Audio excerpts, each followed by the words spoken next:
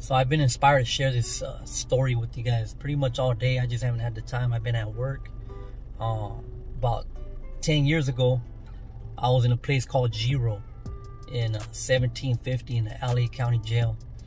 And this place, I used to call it a dungeon. I couldn't find a better word, but it was like as isolated as you can get in that place. And the reason I landed there is because I was in a battle with the LA County sheriffs. They came in, they tried to strip us of all our rights. They took our mail, they took our visits, they took a lot of stuff. And I was like, kind of like the face. It wasn't just me, it was me and a lot of people, not just Mexicans, blacks, but I was kind of the main one pushing against it and trying to get our rights back. Eventually we did, but because of that, they wanted to isolate me. There was also an incident where they almost took my arm off. You know, that's a whole nother story. I'll save it for another time. But because I put some pressure on them, they took me from the row I was on, which was Denver row in 1750, and they put me on G row. So I landed there with my one of my older homies, rest in peace. His name was Lalo. Many of you guys know him or have heard of him. And I landed right next to him, actually 1 cell away from him. And then a little bit later, they brought another good friend. His name was Snapper from Avenues. A lot of you guys may have heard of him. And that's the guy I met my wife through. And then a little bit later, they brought a guy named Lenny Dykstra. He's an ex Major League Baseball player. He became a good friend of ours. And fast forward a little bit to the day, I think it was April 7th, right around there. And this is a day where I started my trial. This was 2012. And I had a lot of high hopes. I thought I was gonna go home, but the Lord had other plans. So I started trial, and it only lasted about maybe like 4 days. I think maybe, no, it may have started maybe around the 5th or the 6th. I'm really not sure. You could go back and look at the calendars for 2012, but it didn't last that long. And on April 11th, which is 10 years ago to the day, they found me guilty of the case that I was in there for, which was a murder charge, and it was a conspiracy to murder. It was a big old, there was a lot of charges. But what I wanted to share with you guys is that I came back that day, and I remember calling she's now my wife, but she was just a friend back then. And I remember calling her back over there. We had the phones in the showers, and I had a joyful spirit. And I remember her telling me, or asking me, you know, how could you be so joyful? You know, you just got convicted of murder. She was there, actually. Her and my sister were there when they brought in the guilty verdict. And I remember telling her, because I know that God, he has my back. I know he has a plan for my life, and he already deposited this promise in my heart that he was going to get me out. And I didn't know when or how, but I knew it was coming, and I didn't know I was going to get out that soon. That's a whole nother story. That's a whole nother miracle in itself. But I remember coming back that day, and even the guys that I mentioned, they kind of didn't know how to act with me because I just got convicted. But you know, it kind of eased the tension that I was in a joyful spirit. Yeah, it hurt initially. I did you know, probably shed a tear or two on my way back, driving on the bus back to the county jail from court. But I felt the Lord's presence heavily, and I remember that day. There's a thing called the daily bread, and I remember my homeboy Lalo sending me the daily bread for that day.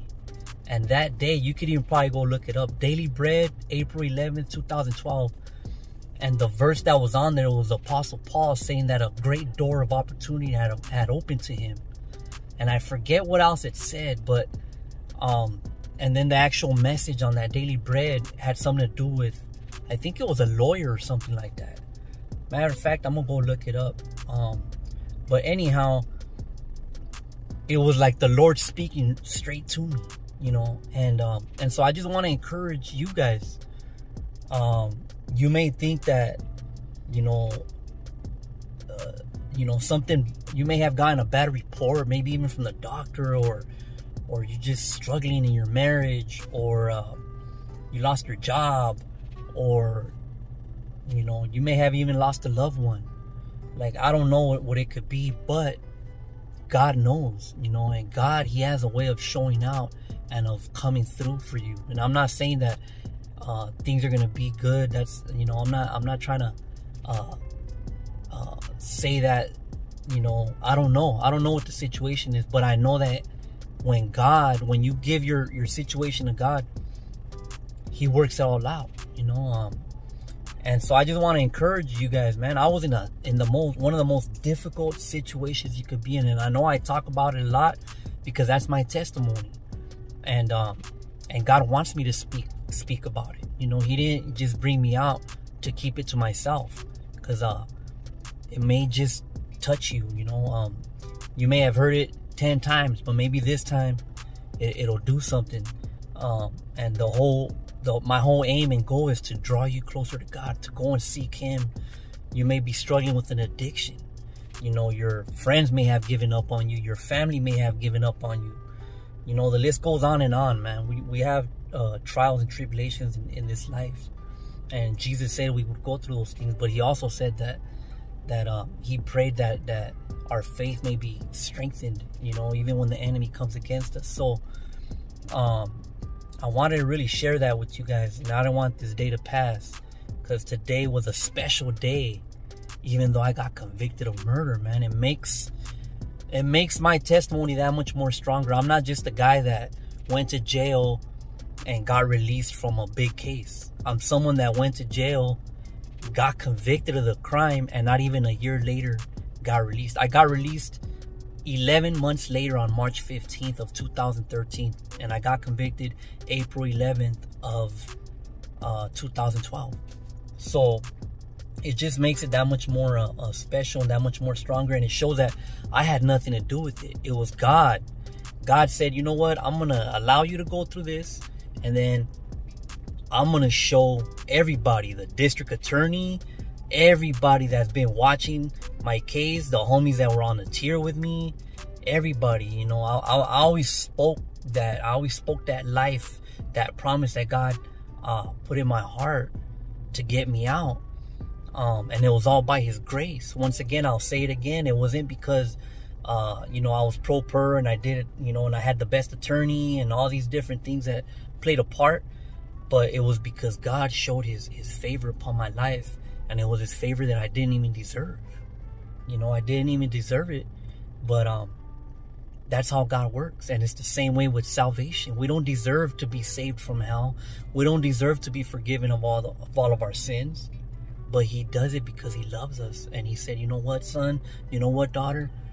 You don't deserve it, but I love you. And that's why I sent my son to take that punishment for you. And so that you can be saved from hell, and so that I can use your life, so that I can use your life to demonstrate my love to others. That's how it works. That's the power of a testimony. So man, I get excited, man, just talking about it. And I know I say I talk about it a lot, but I don't think I talk about it enough. You know, sometimes the enemy tries to just shut my mouth from speaking about it. And so many other things he's done in my life, man, since then. And even during that situation, just miracle upon miracle, man, grace upon grace. His love is amazing. You know, his love is amazing. And so I really hope someone can be encouraged by this. And if you have a need, you know, if you have a need, if you need to talk to somebody, you know, I'm not a pastor, I'm not, you know, nothing like that, but I'm